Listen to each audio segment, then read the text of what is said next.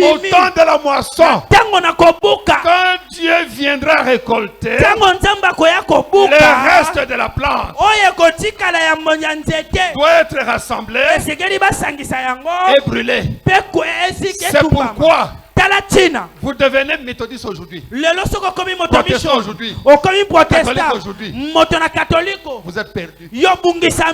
À une certaine époque, avant la formation du grain, être protestant c'était correct. À une certaine époque, être méthodiste c'était correct. Mais aujourd'hui, Dieu a changé d'adresse. La vie a quitté la plante.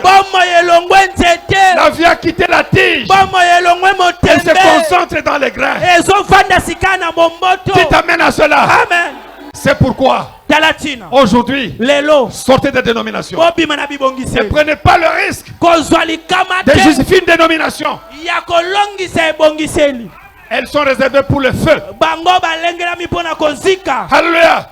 C'est pourquoi l'écuménisme est un moyen de les rassembler dans une botte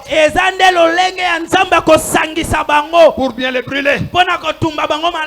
Et pourtant, c'est le temps de la moisson. Dans cet âge, doivent donc apparaître ceux qui feront mûrir le blé livré. Le temps de la maturité, il y a ceux qui font mûrir le grain, il y a ceux qui font mûrir l'ivraie. Toutes les deux semences arrivent à maturité. Il n'y a plus moyen de les confondre. Il n'y a plus moyen de les confondre. Alors écoutez bien. Vous êtes avec moi? L'ivraie est déjà en train de mûrir rapidement sous l'influence d'enseignants corrompus qui détournent les gens de la parole. Mais le blé doit mûrir lui aussi.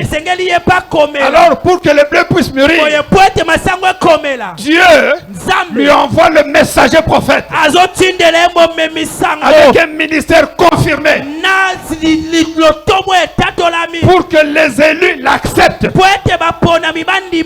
Ils l'écouteront comme l'église primitive a écouté Paul. Et cette vigne mûrira dans la parole. Cette vigne jusqu'à devenir une épouse parole dans laquelle se trouveront les œuvres puissantes qui accompagnent toujours la parole et la foi pure. Tu t'amènes à cela.